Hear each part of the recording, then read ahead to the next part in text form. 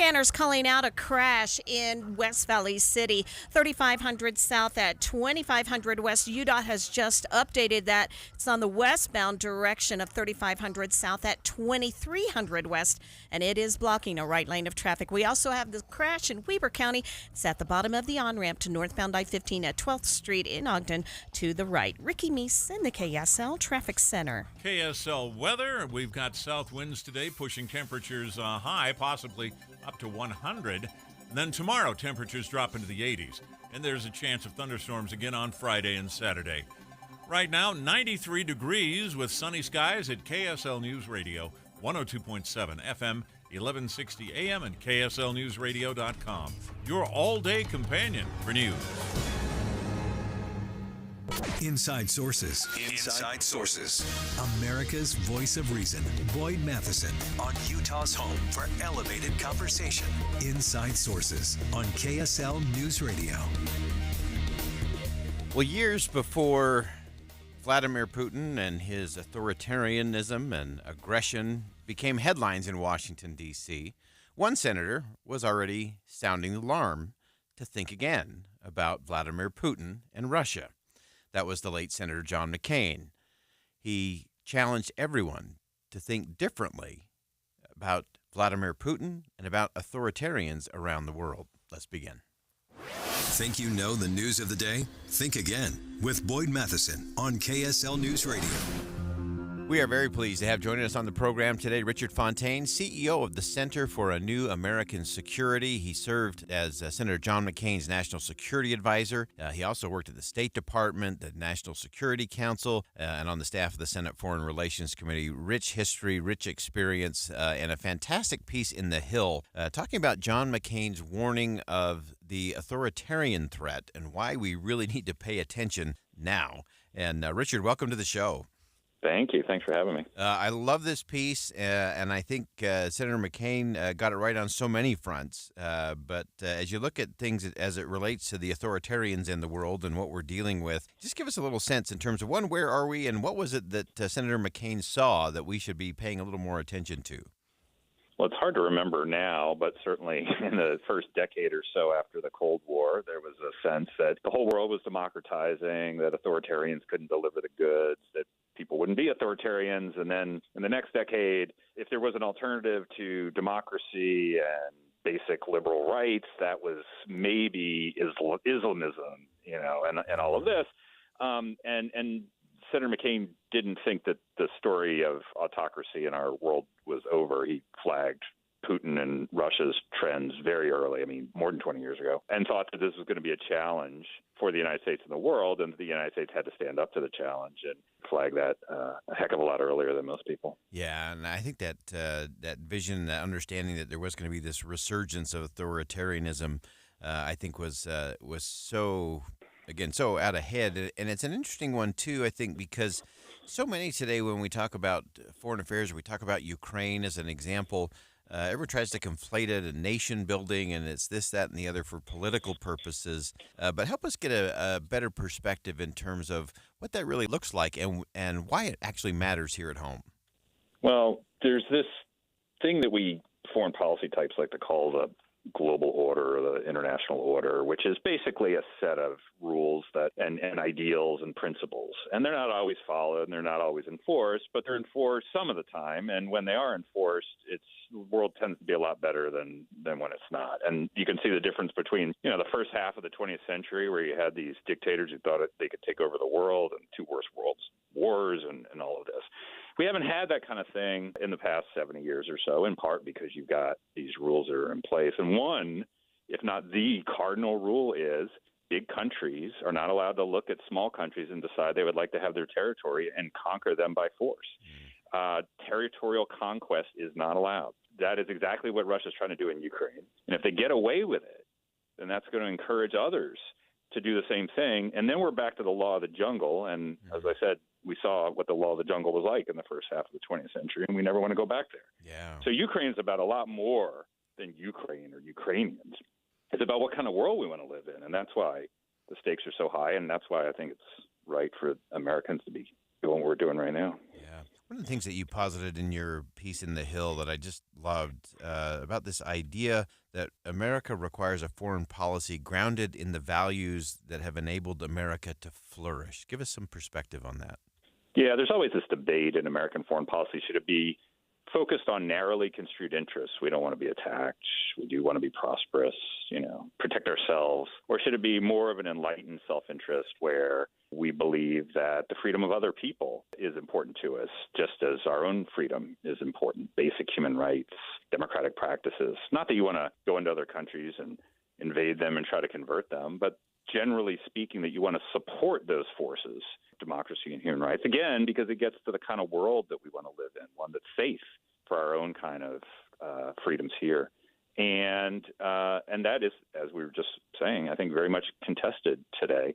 Senator McCain always came down strongly on the side of believing that the United States should care not only about the people inside the United States, but a more enlightened form of self-interest that took into consideration the freedom of others, and that there was a grander purpose for American foreign policy than just narrowly construed national interests. Yeah, and I think it's so easy. People can say, "Oh, well, these are the hawkish people. These are the the warmongers, and the people are nation builders, and all of that." And when I was on the Hill, just watching Senator McCain and understanding his unique background and lived experience without freedom, you can't help but think, wait a minute, this is not just politics and positioning and what's going on in the Senate and the House and in the Oval Office. It is this enlightened self-interest, as you described it, I think is so important. What are some of the other things that you think we ought to be thinking about as it relates, whether it's Ukraine or Taiwan or North Korea, all of these different hotspots around the world? What should we really be thinking about as we approach this kind of foreign policy and dealing with these authoritarian regimes? Well, I think Senator McCain would say that we have to demonstrate that the United States is present in multiple regions, that it is willing to play its traditional international leadership role rather than sort of cede that to others, and that American leadership generally accrues to the good of other countries, as we were just talking about. And there's big doubts about that right now. One, because of the lurching in our politics. Two, because, certainly the last administration was America first, which to a lot of other countries sounded like, their country second or last or something like that. And that, we had to therefore have the kind of actions and budgets for defense and the State Department and everything else commensurate with an expansive role in the world, and that would be the best way to deal with these challenges that will continue to pop up, like North Korea and Iran and China and its threat to Taiwan and Russia and so forth. Yeah, and so as we kind of bring it full circle now, I know you look at this from such a unique perspective and experience. Give us something that's a little under the radar. What's something that you're thinking about or that you're watching, particularly as it relates to some of these authoritarian regimes that maybe we're not talking about enough or that our leaders are not really putting into play? Well, there's more coordination among them than there was even a couple of years ago. I mean, it was at the beginning of last year that China and Russia, which they famously, so people do know about this, famously announced a no-limits partnership, despite the fact that they've had historical issues that have divided them for a very long time. But they're united in their opposition to what they see as a U.S.-dominated world. Iran is providing weapons to Russia that are being used to kill Ukrainians. So is North Korea. What are they getting for that? Well, Russia is providing things to Iran that they couldn't have otherwise, and so forth. And so you're seeing not quite an authoritarian bloc, but you are seeing these countries work together in a way that is more coordinated than it has been in the past, and trying to, ensure that the world is safe for their brand of autocracy.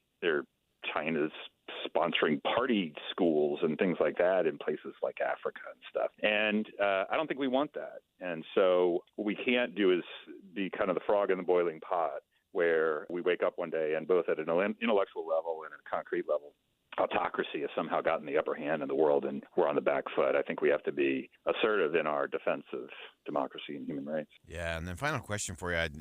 We cannot be in that defensive crouch all the time. It seems like we're kind of getting comfortable being in that back foot, as you called it. As you look at these different regimes, and some say as you look at that bloc, that authoritarian bloc, is there a risk that they do kind of band together in the face of America? Are there things that we could be doing to maybe make sure there's some cracks in that bloc so that they don't galvanize and become a greater threat as they interact with each other? Yeah, there are. I mean, I think the first thing to do is to protect ourselves and protect our friends and our allies, not just militarily, but also from foreign election meddling and from efforts by those authoritarian countries to try to divide and weaken politically us and our friends. And we're seeing more and more of that with, election interference and political propagandizing and things like that. And two, there are a lot of countries that are kind of in the middle. They're multi-aligned. They're trying to decide where they are on different issues and so forth. We need to make it as easy as possible for those countries to choose our positions rather than those of China or Russia. And we could do that by providing alternatives, realistic alternatives to what China and Russia have on offer, by demonstrating we're not going anywhere, that we're here to stay, that we're committed to them, by, things like that. And so, keep that authoritarian group that's working together closely as small as possible. Yeah.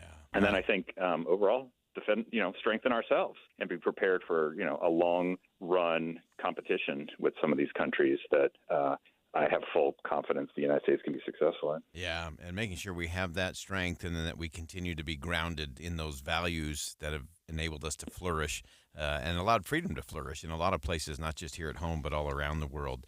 Richard Fontaine, CEO of the Center for a New American Security. Richard, great piece in The Hill and a great perspective. We look forward to having you back as we continue this conversation. And I know what will be some pretty choppy waters in the year ahead. Thanks so much for joining us. Thank you.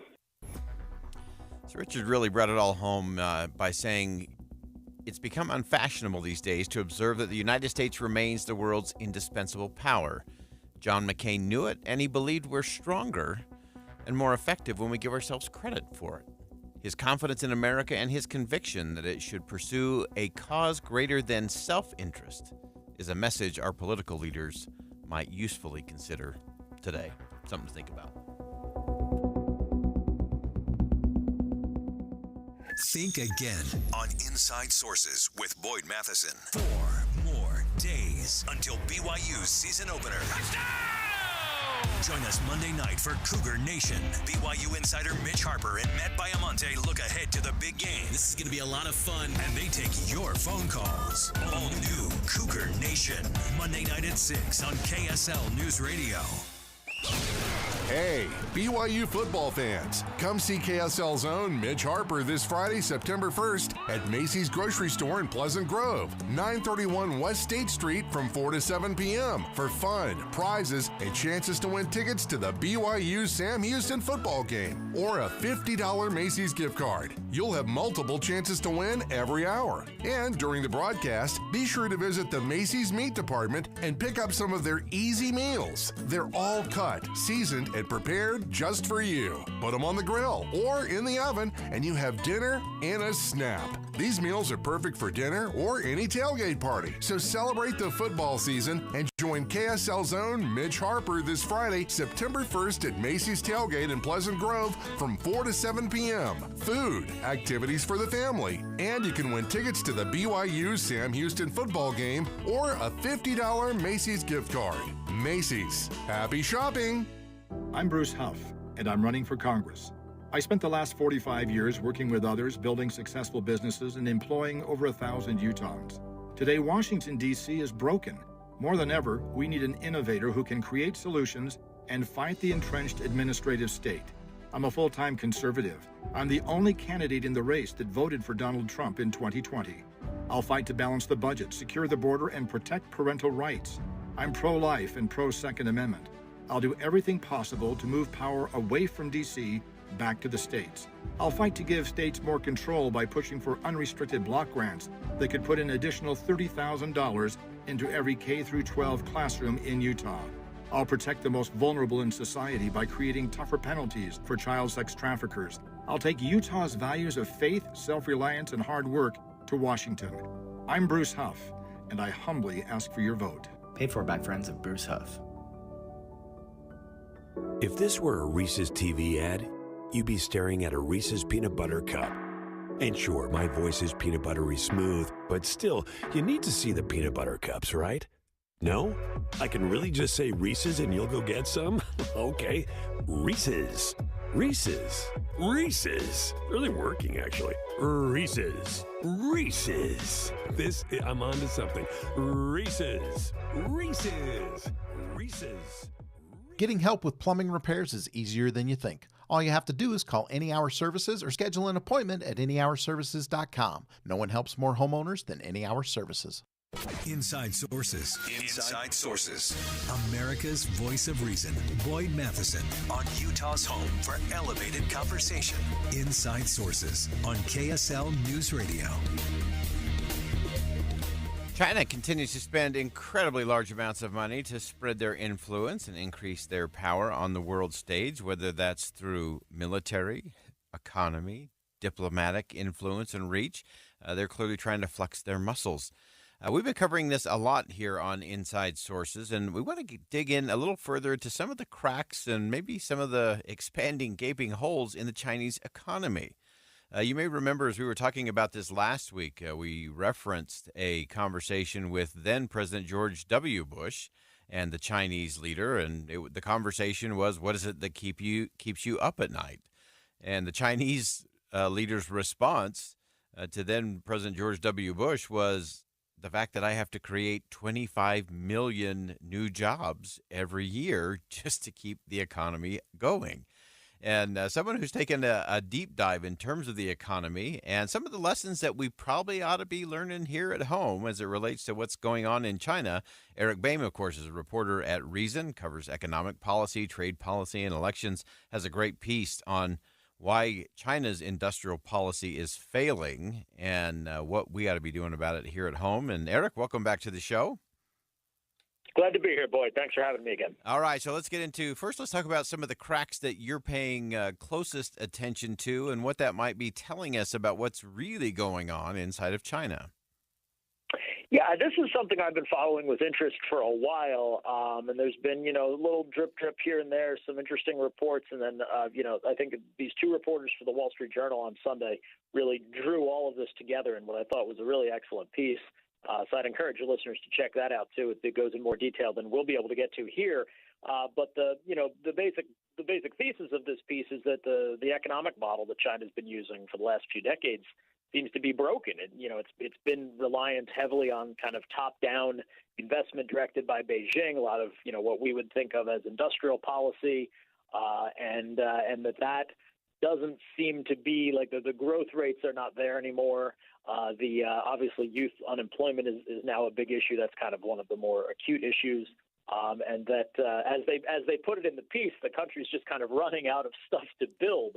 They've goosed a lot of economic growth out of constructing empty apartment buildings and massive infrastructure projects.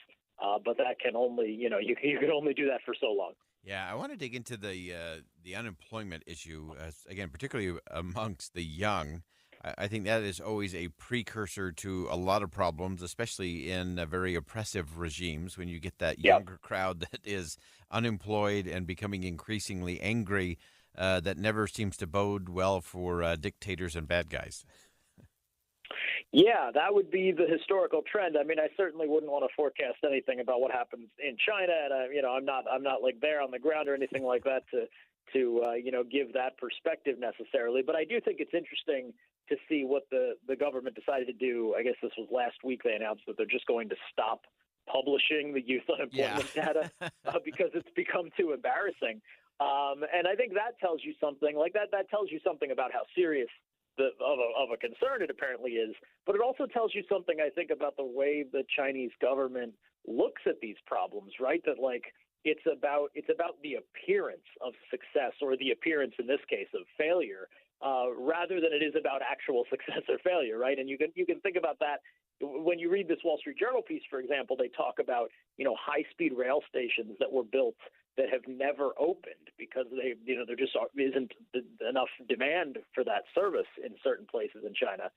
Airports that have been built, massive airports that have been built in rural, very poor parts of the country that are just unused. And again, it's the same sort of thing. It's the appearance of success, the appearance of modernity, but maybe not without the actual, without the nuts and bolts of success, which in an economy really does. It requires letting people, pursue their own economic ends and their own needs, even if that's different from what the government thinks they might be. Yeah, it may be the modern day version of the Potemkin village that they look nice and shiny. And I do think it's interesting too when you mentioned that they're just not reporting the unemployment rate for the 16 to 28-year-olds.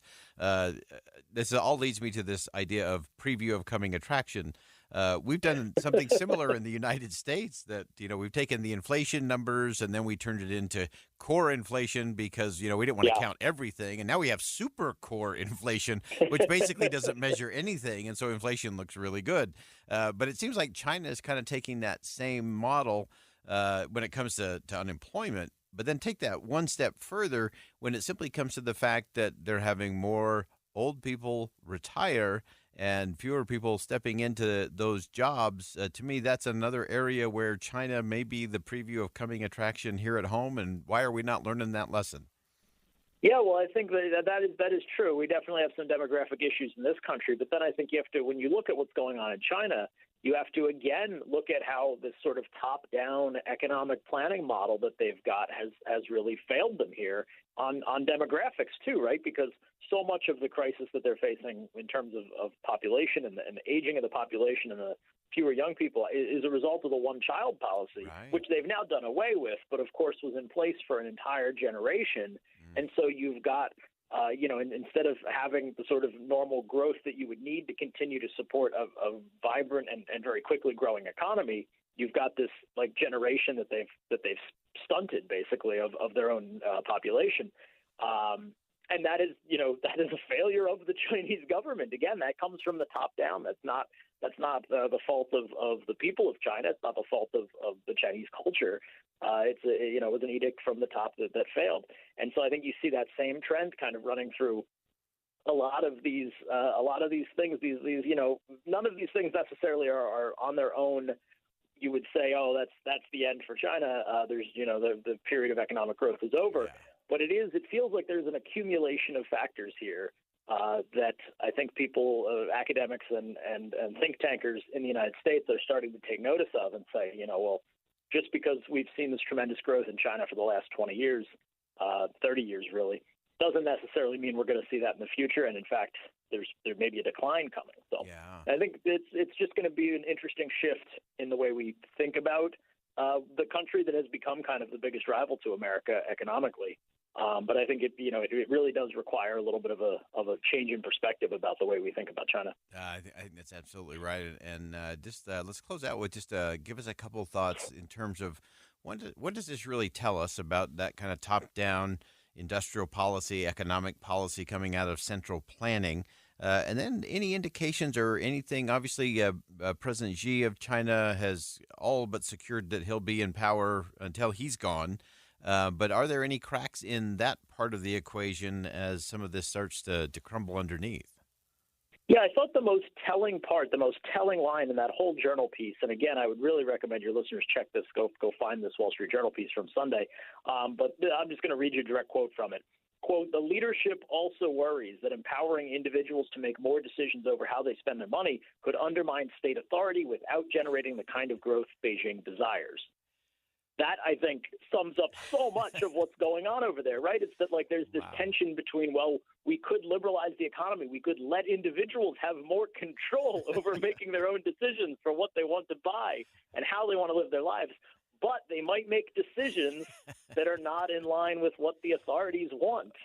And that's the tension. Like, if you want continued economic growth in a modern, successful, productive economy, you have to let people make those decisions. You have to let consumers, make those decisions. And some of those decisions are going to be ones that the government doesn't like. And markets are going to flourish in ways that maybe governments can't control or don't necessarily want to see happen. We see that happen in this country all the time, right? And the government tries to put them back in a box if it can. But that freedom is necessary if you want to have economic growth.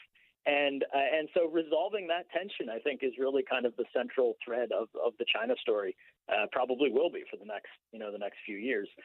Whether the government in Beijing, whether President Xi can navigate that, and I would hope he moves towards more freedom, both for China's economy and for the sake of the people who live there. Yeah, absolutely. That is the very definition of a conundrum, I think, in terms of what President Xi is facing in terms of policy, freedom, and then being able to live with the results when people actually do have that ability to chart their own course and determine their own future.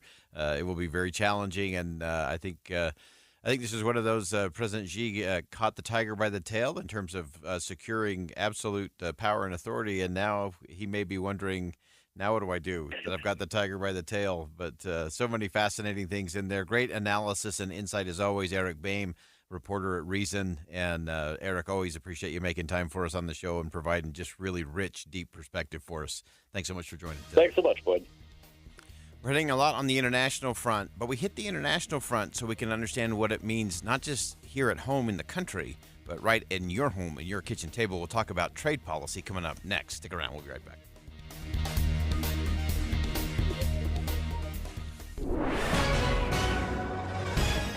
It's 1:30 at KSL News Radio. I'm Dan Bomas. KSL's top local story this hour. Construction on 300 West between 9th and 21st South is now all wrapped up. Some businesses along that strip are still trying to get customers back through the door. KSL News Radio's Adam Small has details. I spoke with several people who say their businesses took a big-time blow because people didn't want to wait through traffic jams every day. 35 to sometimes almost 50 minutes. William works at Diggity Dog Resort near 1500 South. He says they lost roughly 5 to 10 dogs coming in every day during the project. That equates to about $300 a day. Another nearby barbershop owner says she had to take money out of her retirement just to keep her business afloat. Our top national story this hour from ABC News. Hours before its anticipated landfall, Hurricane Idalia is making its presence known along the Gulf Coast of Florida. ABC's Jim Ryan is in Tampa. The advance warning of this storm's approach was the cold gust of wind blowing dust and palm fronds around the city. Then came the rains of Idalia's outer bands. Tampa Mayor Jane Castor's rule of thumb: you hide from the wind and run from the water. While these rains may create street flooding, it's the water pushing in from the Gulf that she worries about. So if you can just go in 10, 20 miles, that's what we are advising to all of our residents. The storm surge in this city is expected to be up to 7 feet. Jim Ryan, ABC News, Tampa. Your money at this moment, the Dow Jones average up 262 points on the day, while the NASDAQ is up 245.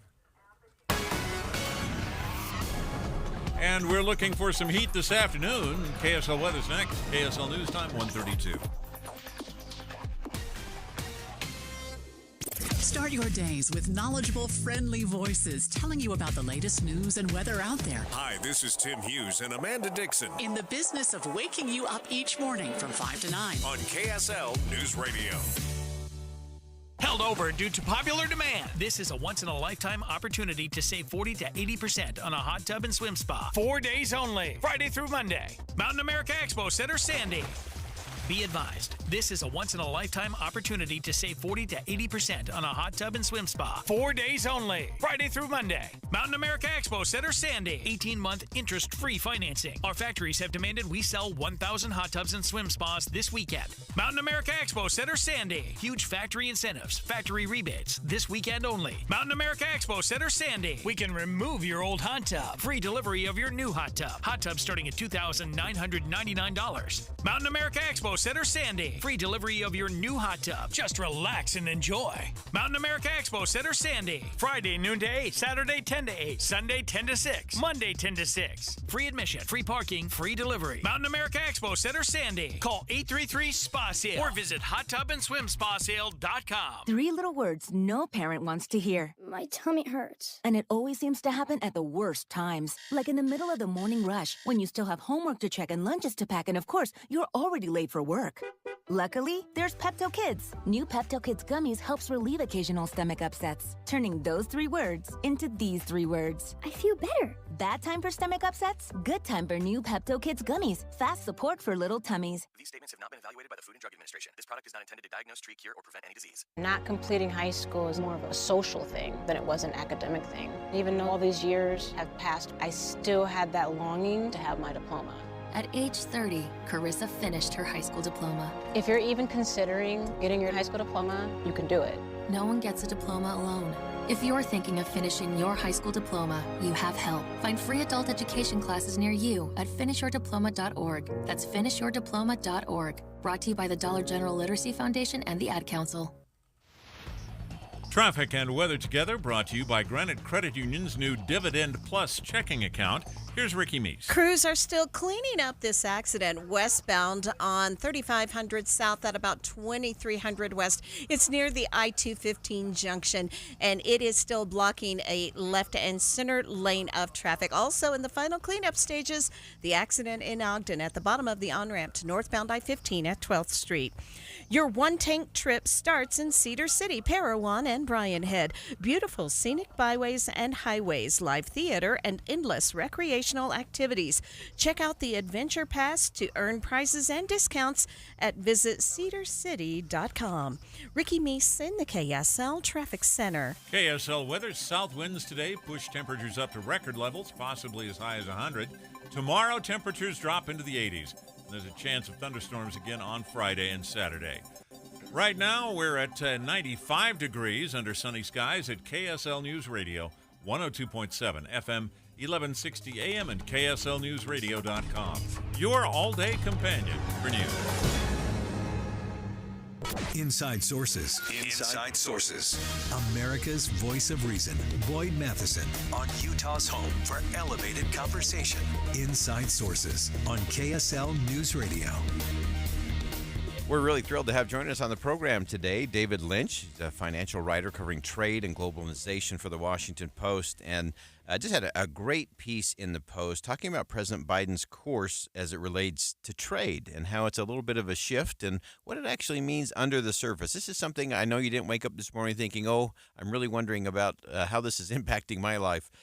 It is impacting your life, and it will impact your life. These are important things under the surface that we have to get to. And so first, David, welcome to the program.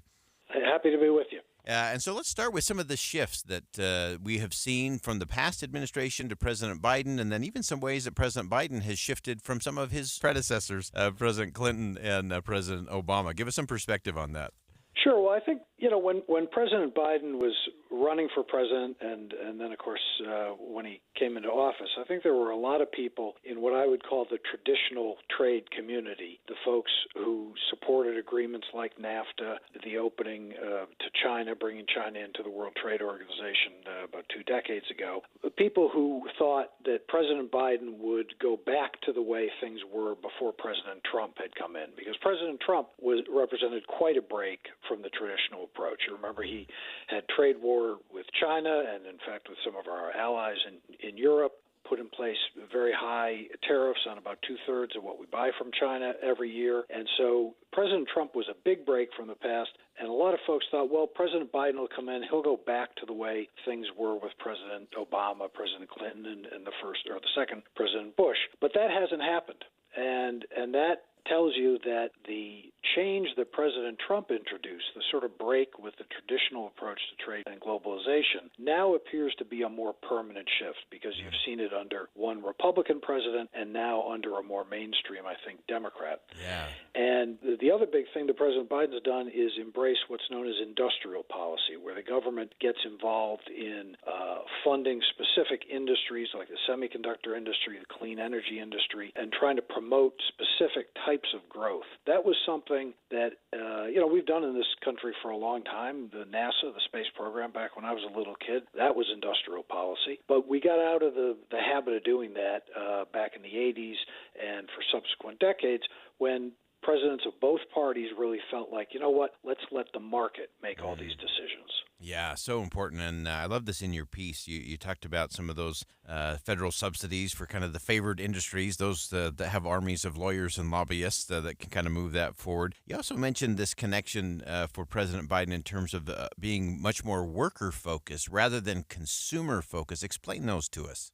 Yeah, that's really the central slogan, the central message that the administration has tried to get across is this idea of what they call a worker-centered trade policy. And of course, most of us wear both hats, right? We're consumers, but we're also workers. So that some analysts have said, this is kind of a fuzzy concept. I'm not entirely sure what you mean by it, but I think the administration would point to what they've been doing in Mexico, in particular, enforcing provisions of what's known as the new NAFTA, or the USMCA, the U.S.-Mexico-Canada trade agreement that was negotiated in the Trump administration, to enforce its provisions.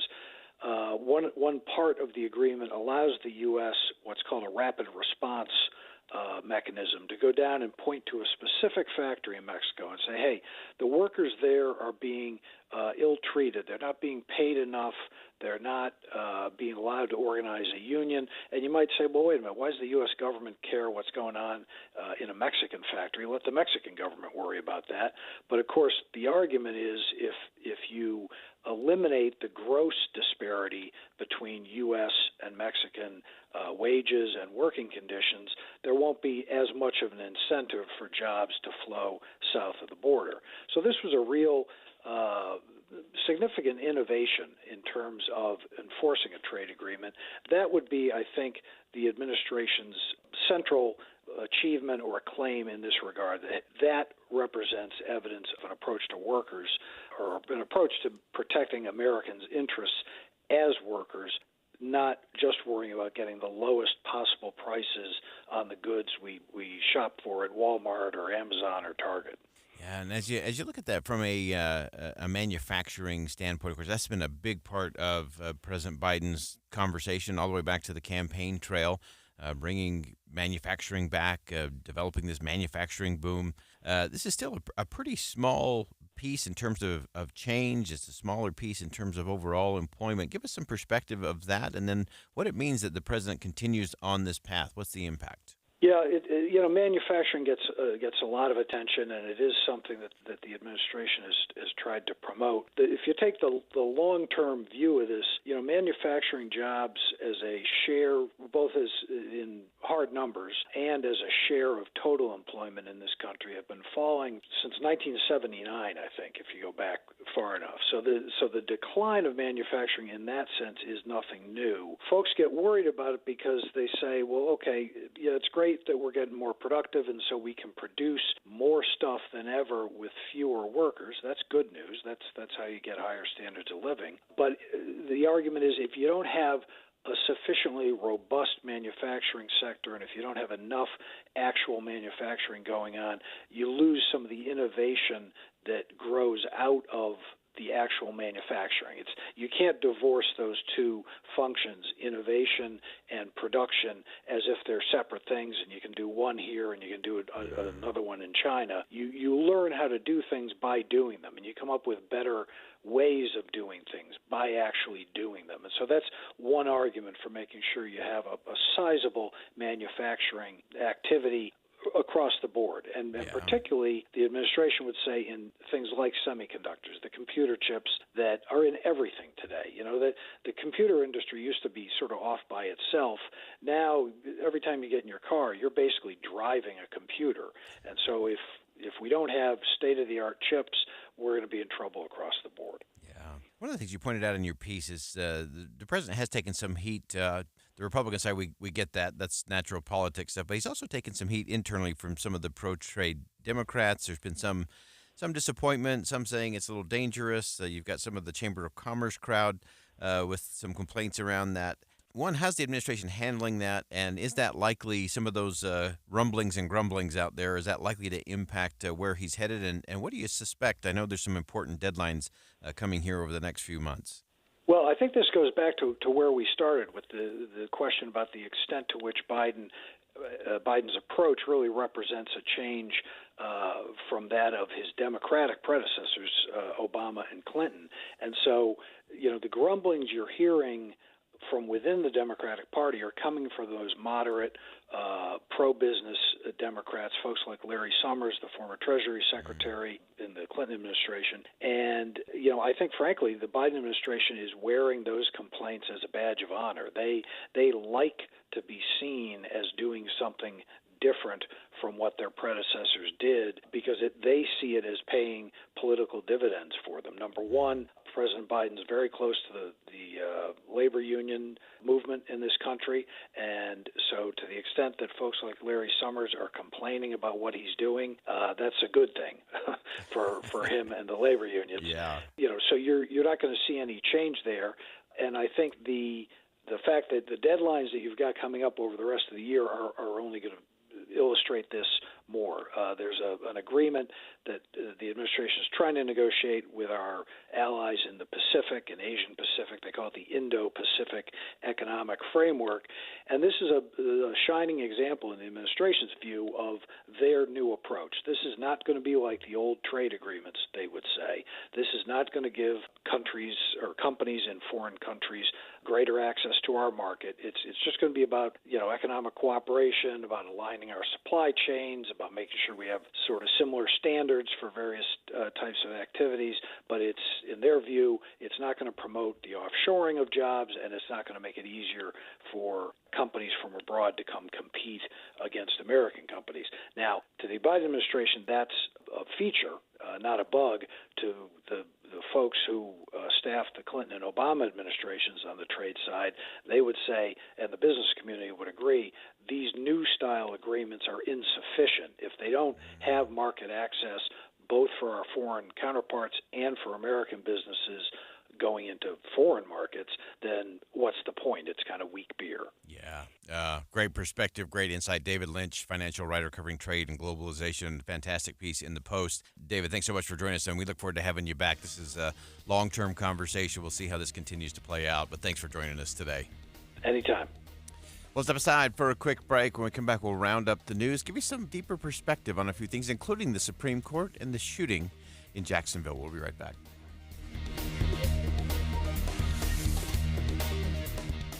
A change in seasons is coming. Most schools are back. So if it's your turn to drive the kids, or you just need to get to work on time, we have you covered. Traffic and weather together every 10 minutes on the nines. From KSL News Radio, 102.7 FM and 1160 AM. Or ask Alexa, play KSL News Radio. Attention smart homeowners. You don't have to fall for flashy promises and companies that don't even prove their work. At Your Service Pros uses third-party verification software called MeasureQuick to ensure your new HVAC system is installed correctly. This ultimate game changer in the HVAC industry lets you, the homeowner, have proof of how your system was installed. At Your Service Pros utilizes our Bluetooth tools to upload all of your system's information into MeasureQuick. We rely on data-driven insights to properly commission, optimize, and fine-tune your HVAC system for peak performance, improving your family's comfort, lowering your utility bills, and extending the life of your HVAC system. With rebates and tax credits available totaling more than $7,500 on a dual fuel heating and cooling system, it is now more important than ever that your HVAC system be installed correctly. So call us today at 801-YOUR-PRO. That's 801-YOUR-PRO. Have the peace of mind of saving up to 50% on your new system and knowing it's installed correctly by calling 801-YOUR-PRO. Home is your sanctuary, or is it? If you're tired of yard work, too much space to clean over multiple levels, listen up. Start enjoying home a little more with Nielsen Homes' newest single-level townhomes. Move-in ready without the thought of tedious yard work and close to all the things you love and enjoy. Nielsen Homes offers spacious, single-level, open floor plans without stairs or yard work and a lower 5.5% interest rate. Nielsen Homes has been building homes across the Wasatch Front for over 45 years. They understand all stages of life and build homes to accommodate the things you need. Pair it with things you love. See their newest single-level living community in Davis and Weber County, close to golf, pickleball, and more. It's low-maintenance luxury single-level living. No stairs, no more lawnmowers, no yard work, no waiting, and no high interest rates. Visit Nielsen Homes Communities at nielsenhomes.com. Call 385-389-1160. Online at nilsonhomes.com. Have you Googled yourself lately? Are there negative posts from an ex-employee or from a former client? Maybe an outdated news article or sensitive personal information about your family? Search engines don't always get it right. But right or wrong, it's your reputation on the line. That's where Reputation Defender by Norton comes in. One of the most trusted names in online reputation repair, Reputation Defender has been fixing people's search results for over 15 years. Their cutting-edge approaches help you to wipe away unwanted information in your search results. They also promote the good stuff so that it rises to the top, helping you put your best foot forward. Your good name is too valuable to leave to the whims of a Google algorithm. Take control with Reputation Defender. You can start by getting your free reputation report card at reputationdefender.com or call 800-401-6681 to speak to an expert. That's 800-401-6681. Stop for a moment and think about this. Do you know how much money in your 401k or IRA is actually yours? Or will the government take a bigger chunk than you thought? Remember, you still might owe taxes on that money. But do you have a plan to help make sure you don't pay more than you should? At Capital Wealth Advisors, we believe you deserve to keep more of what you've earned, which is why we're here to help you navigate the confusing world of retirement taxes. It's your money. You deserve to know what's at stake. Right now, taxes are historically low, but they won't be this low forever. So call the Capital Wealth Advisors team today so you don't miss out on this opportunity. 801-210-5500. That's 801-210-5500. You work hard for your money, and we'll work just as hard to help you keep it. Capital Wealth Advisors, 801-210-5500. Advisory services offered through Capital Wealth Advisors, LLC, a state of Utah registered investment advisor. Firm may not give tax advice. Even before the pandemic, 1 in 5 American adults experience some form of mental illness, depression, suicide, prescription opioid misuse. Utah isn't immune to our share of challenges, but there is hope. We need to take action to keep our loved ones safe. That's why KSL has teamed with the University of Utah Huntsman Mental Health Institute to bring you hope and help you thrive. It's Healthy Mind Matters. Find out more at healthymindmatters.com. With the 3 things you need to know this hour, I'm Dan Bomas. First, businesses along 300 West in Salt Lake City are recovering from 2 years of construction on their street. Second, a Republican legislator wants mail-in voting to be something you sign up for rather than the automatic system used today. And third, the center of Hurricane Idalia, hours away from landfall in Florida. People on the Gulf Coast, though, already feeling its effects. Right now, 95 degrees and sunny in Salt Lake City. Back to Inside Sources on KSL News Radio. Hear elevated conversation on crucial issues. Boyd Matheson on Inside Sources. As we round out hour number 1, we want to get underneath just a couple of the headlines of the day today, just to give you some perspective and a couple additional things to think about. Obviously, we've been following the shooting in Jacksonville, so we'll take a quick look at what Governor Ron DeSantis' response has been to the Jacksonville shooting. We know he's also managing the upcoming storm and looking at that as it rolls in. President Biden, of course, made an announcement today formally that 10 drugs are subject to price negotiations. And then some really interesting comments by Justice Amy Coney Barrett that scrutiny of the Supreme Court is a good thing, and we better be careful what we wish for. So let's dig into each of those. Let's start with the Jacksonville shooting. Of course, on Saturday, a white gunman opened fire inside a Dollar General store, killing 3 black community members. And as we look at that, of course, Governor DeSantis had a press conference in his home state of Florida, and he addressed the shooting, and he framed it this way. Florida, the state, and its people condemn the horrific racially motivated murders perpetrated by a deranged scumbag in Jacksonville at the Dollar General store. Perpetrating violence of this kind is unacceptable, and targeting people due to their race has no place in the state of Florida. Casey and I extend condolences to the victims and their families on behalf of the entire state of Florida. Now, interesting, this was at an event where the governor was actually booed and heckled on Saturday as he was attending this prayer vigil in Jacksonville for the 3 victims that were killed. The statement from the governor, I think, was right, but I don't think it carried quite the same weight or emotional connection that you see him on things like dealing with a natural disaster or an incoming storm. And so it's one of those areas where I think the governor's just got to slow down and look at it a little differently in terms of making that connection, especially in something as tragic as that. Taking a question from an AP reporter on the same issue, dealing with the Jacksonville situation, Senator Tim Scott responded to the shooting while he was in South Carolina this week. We saw 3 African Americans die because of the color of their skin over the weekend. That's devastating. We obviously released a statement, but more importantly, we released our prayers. We have to combat violence in this country, and specifically racism, when it leads to death, without any question. I think the call to root out racism of every kind is really the order of the day. And the best way to honor those that lost their lives because of the color of their skin is to make sure we're doing everything we can to root out racism in all its forms: race, gender, ethnicity, faith tradition, sexual orientation. None of those have place in this country, and government can't do that. That starts in our homes. That starts in our own activities online, on social media, how we have conversations, and the way we view each other.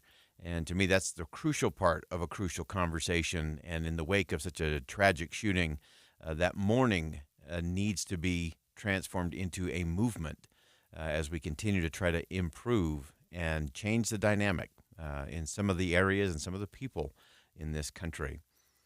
As we mentioned, President Biden announced today 10 drugs are now subject to Medicare price negotiations. This was part of the Inflation Reduction Act, and here's the president calling out Big Pharma for hiking up prices. And he said that the action that was taken today would benefit the American people. Big Pharma is charging Americans more than 3 times what they charge other countries simply because they could. And I think it's outrageous. That's why these negotiations matter. Reducing the cost of these 10 additional drugs alone will help more than 9 million Americans. Now, important to keep in mind, again, as all government programs go, it is a slow roll. These lower prices don't take effect until 2026. 2026. So that's how they do the math, and that's how it worked inside of the Inflation Reduction Act. Was that a lot of these things that are promised and taken as political wins don't really become wins for the American people until later on. And by then, things start to change, the prices go up, and again, it doesn't always deliver the results that politically gets promised, and both sides are guilty of this. So anyway, no real relief in terms of those prices until 2026. There are some things on the Medicare side where they do plan to put that $2,000 annual cap. So that could start helping people starting in 2025. But we're still a ways out in terms of real impact for those paying high prices on some of those particular drugs. Now, I want to turn our attention as we round out the hour to U.S. Supreme Court Justice Amy Coney Barrett. She told attendees at a judicial conference in Wisconsin on Monday that she actually welcomed the public scrutiny of the court. And there were several things that I thought were really fascinating about this conversation with Justice Barrett. She talked about the fact that, hey, scrutiny's welcome. That's part of the gig. But we also have to make sure we're increasing and enhancing civics education as part of that. Now, Amy Coney Barrett is 51, so she's pretty young by Supreme Court standards these days. But she said that the immediacy and the amount of information that's available has really added to this scrutiny of the Supreme Court. And that's an interesting thing to really look at. She joked that before the internet, of course, when she was a law clerk at the Supreme Court, she said that people would routinely visit the Supreme Court and they would ask the justices on the court to take their picture or ask them for direction because they didn't know who they were. And she said in some ways, that's a good thing that people didn't recognize who the justices were. That means they weren't in the middle of public life. She said, on the other hand, it is good that people recognize them because hopefully that means we're leaning into some of those crucial conversations as a society. It's getting the balance of that, I think, is the tricky part. But with having the images of justices, not just the Supreme Court, but justices around the country have been targeted. Their homes have been targeted. Both liberal and conservative judges have been targeted. And so to that extent, that's not good for our confidence in the judicial system and in this branch of government that is so vital to our constitutional republic. So the question is, can we get that right balance where we can engage people in the work of the court, we can get people to pay attention to why the court matters and what it means in a constitutional republic? That can all be positive, Amy Coney Barrett said. But to the extent that it gives them misimpressions, that's a negative development. If it's just undermining the court and the confidence in the system, that's not helpful to our constitutional republic. So very interesting perspective there from Amy Coney Barrett. And she did reiterate what I've heard from every Supreme Court justice, and that is there is great warmth in the court. They do trust each other. They have lunch together beyond just the dynamics of opinions and rulings. Well, that rounds out hour number one of Inside Sources here on KSL News Radio. We'll step aside for some top-of-the-hour news, but don't go anywhere. We'll be right back with hour number two of Inside Sources on KSL News Radio. Stick around.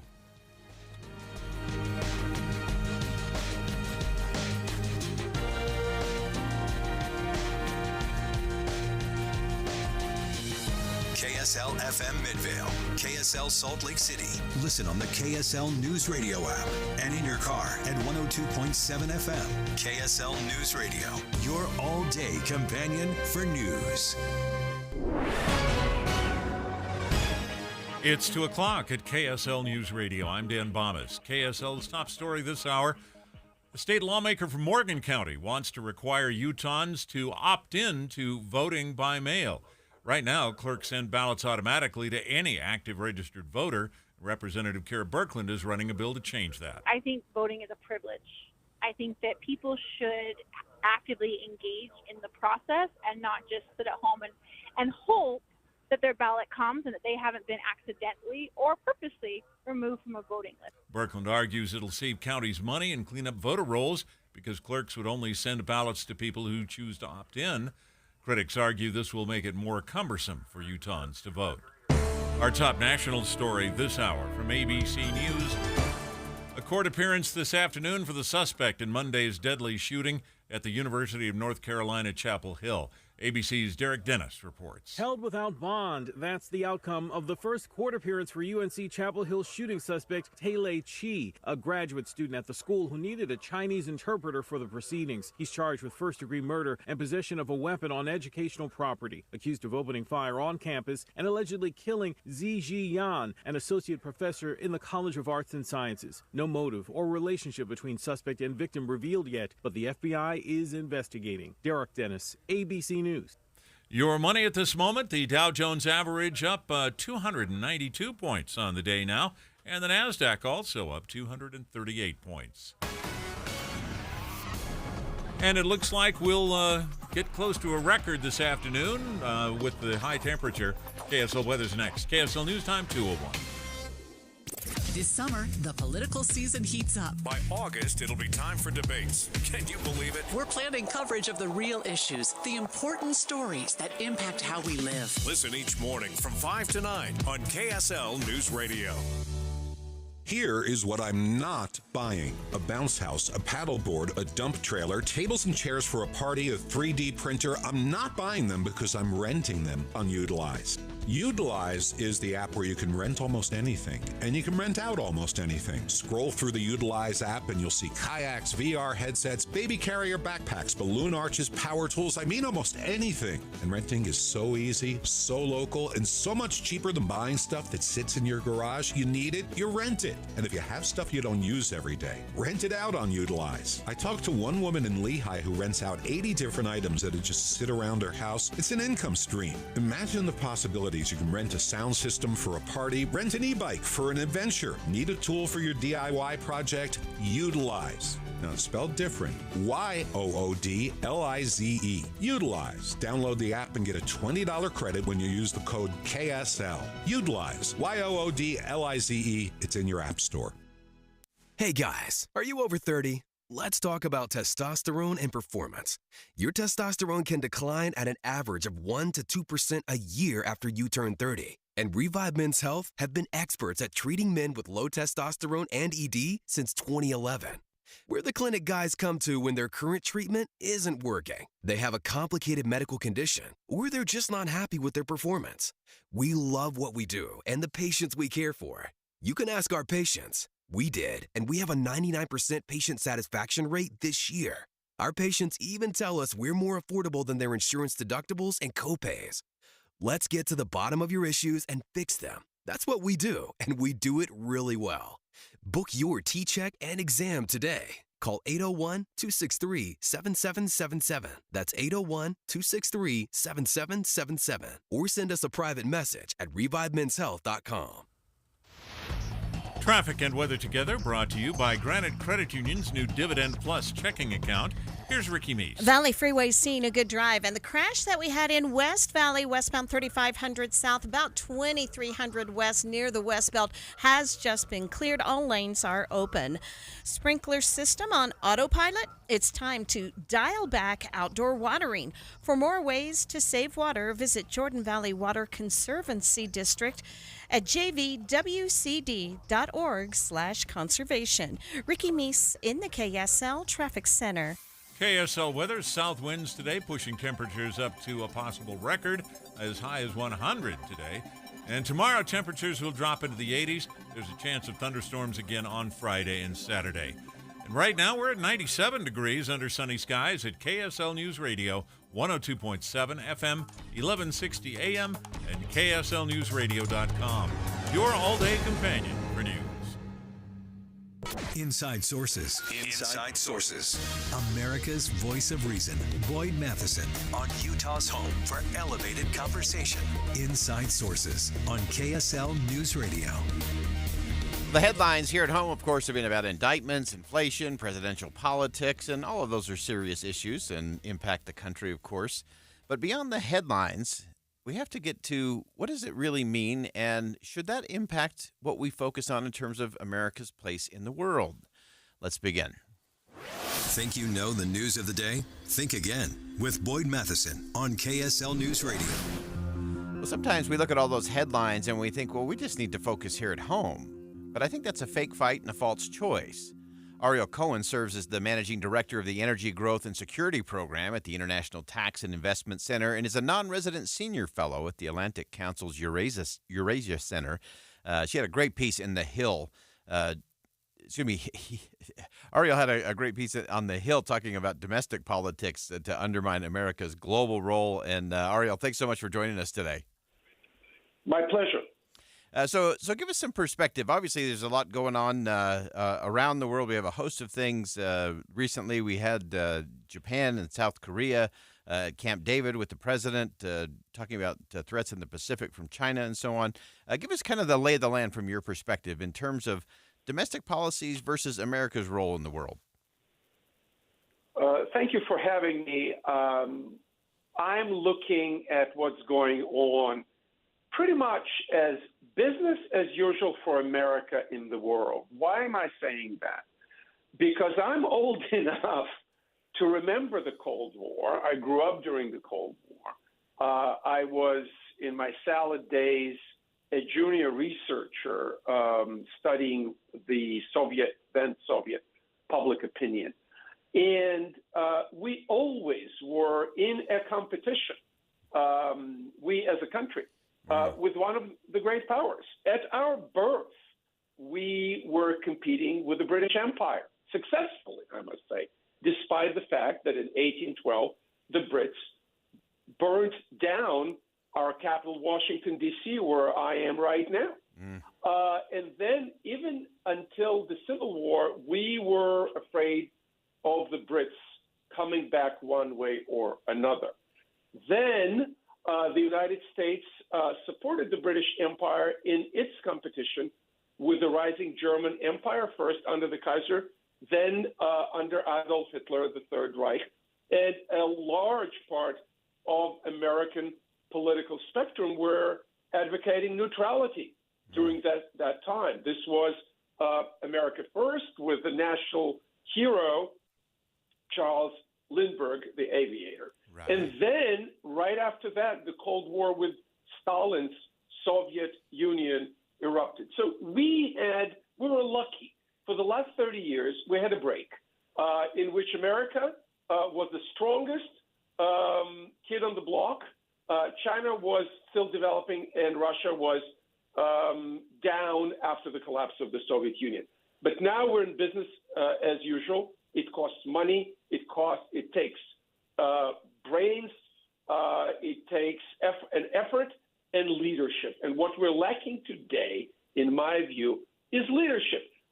Not just the president, who seems to be, let's call it frail, but also those leaders in the Republican Party who are beating the drum for America first, starting with the ex-president, Donald Trump, and now Mr. Ramaswamy, who has no background in national security or foreign policy.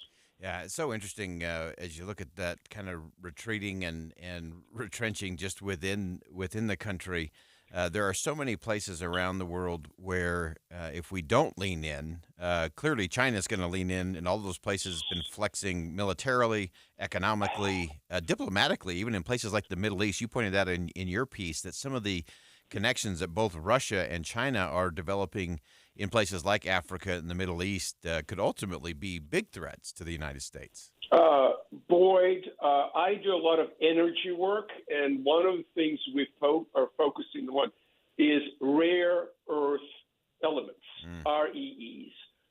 China is now controlling 70% of reserves of rare earths and 90% of refining. Rare earths are used in everything from the iPhone I'm talking with right now, to supercomputers, to satellites, to electric cars.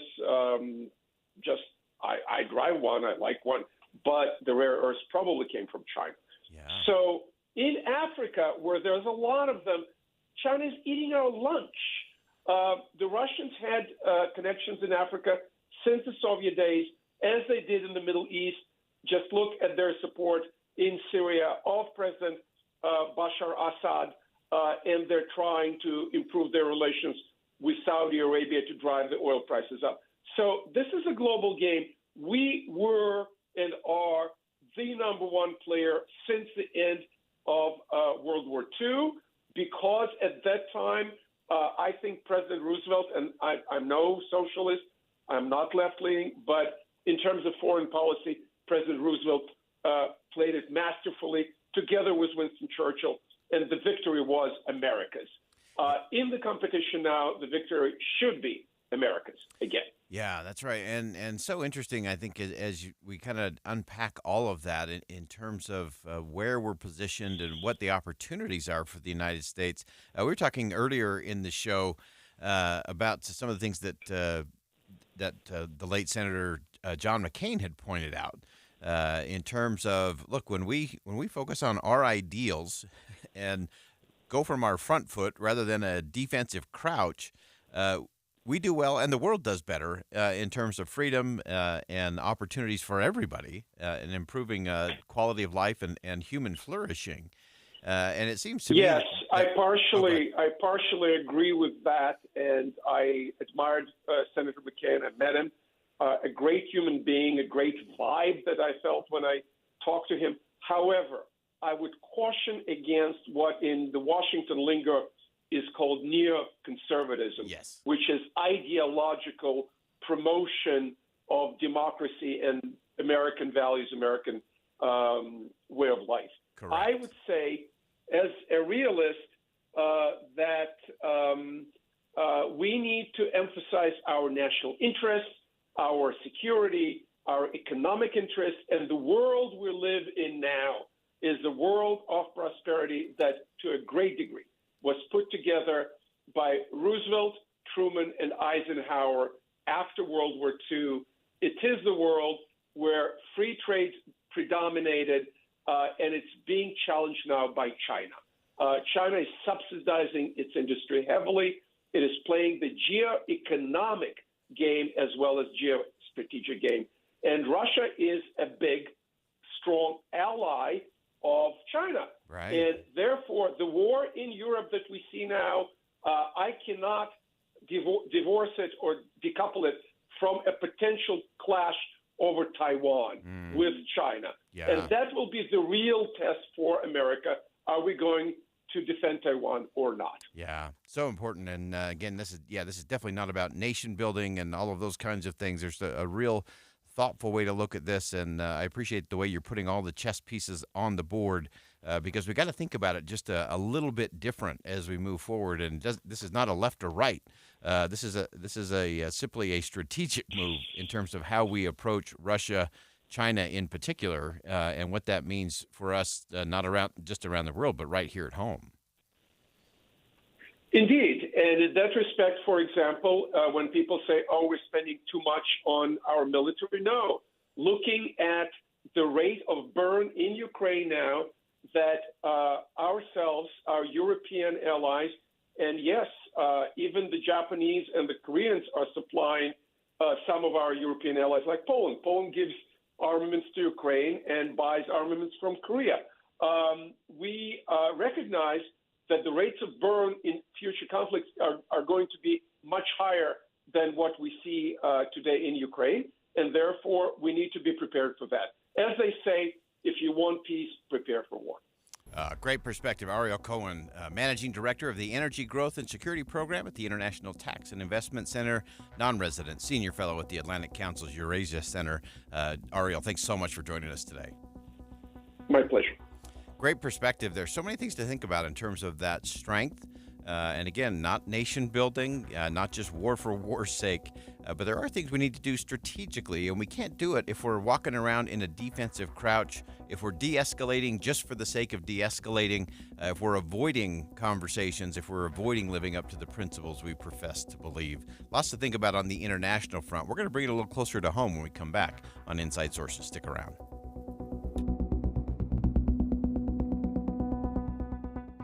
Think again on Inside Sources with Boyd Matheson. 4 more days until BYU's season opener. Join us Monday night for Cougar Nation. BYU insider Mitch Harper and Matt Baiamonte look ahead to the big game. This is going to be a lot of fun, and they take your phone calls. All new Cougar Nation, Monday night at 6 on KSL News Radio. Held over due to popular demand. This is a once-in-a-lifetime opportunity to save 40 to 80% on a hot tub and swim spa. 4 days only, Friday through Monday. Mountain America Expo Center, Sandy. Be advised, this is a once-in-a-lifetime opportunity to save 40 to 80% on a hot tub and swim spa. 4 days only, Friday through Monday. Mountain America Expo Center, Sandy. 18-month interest-free financing. Our factories have demanded we sell 1,000 hot tubs and swim spas this weekend. Mountain America Expo Center, Sandy. Huge factory incentives, factory rebates, this weekend only. Mountain America Expo Center, Sandy. We can remove your old hot tub. Free delivery of your new hot tub. Hot tub starting at $2,999. Mountain America Expo Center, Sandy. Free delivery of your new hot tub. Just relax and enjoy. Mountain America Expo Center, Sandy. Friday noon to 8, Saturday 10 to 8, Sunday 10 to 6, Monday 10 to 6. Free admission, free parking, free delivery. Mountain America Expo Center, Sandy. Call 833-SPA-SALE or visit hottubandSwimSpaSale.com. In this market, you'll find Fisher Investments is different than other money managers. Different how? Aren't we all just looking for the hottest stocks? Nope. We use diversified strategies to position our clients' portfolios for their long-term goals. You don't just provide cookie-cutter portfolios? No, we tailor our clients' portfolios to their goals and needs. But you still sell investments that generate high commissions for you, right? No, we don't sell commission-based products. We're a fiduciary, the highest standard of care for a financial advisor. It means we're obligated to act in our clients' best interest. So when do you make more money? Only when your clients make more money? Yep, we have one transparent management fee structured so we do better when our clients do better. Sounds like you really look out for your clients. We do, because our priority is helping them achieve a comfortable retirement. That might be why most of our clients come from other money managers. Visit FisherInvestments.com to find out why investors like you switch to us. Fisher Investments. Clearly, different money management. Investments in securities involve the risk of loss. Tim Jr. here from RGS Exteriors. And let's face it, it's time to update the look of your home's exterior. When was that thing built? In the 50s, 70s, 90s, the 2000s? Well, it's looking like it. Faded siding, drafty windows, leaky gutters. It's time to take action now. RGS Exteriors has been taking Utah homes from drab to fab for over 5 generations. We only use the highest quality materials like James Hardy siding and gutter topper gutter covers. You will be blown away by how much different and better and awesome your house can look. Your neighbors will be jealous, your home value will go up, and most of all, you're going to love it. Everything we do comes with our industry-leading 10-year everything guarantee, so you can sleep like a baby, knowing if anything goes wrong, you're 100% covered. For a free estimate on your gutters, windows, siding, or anything on your outside of your home, call RGS Exteriors at 801-280-3110 or visit us at rgsutah.com. That's rgsutah.com.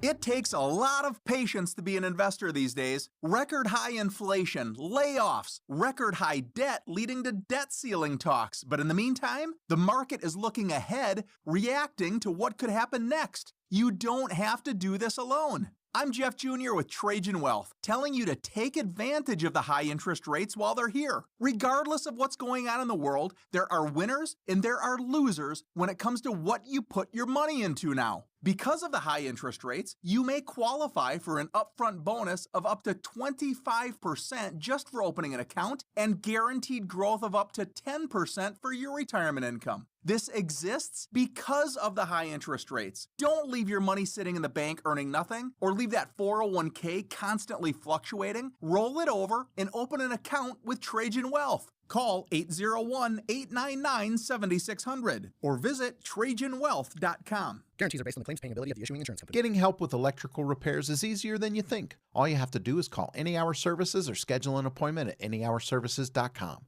No one helps more homeowners than Any Hour Services. With the 3 things you need to know this hour, I'm Dan Bomas. First, Utah's been mailing ballots automatically to registered voters for years now. One Republican legislator thinks voters should have to sign up to get one.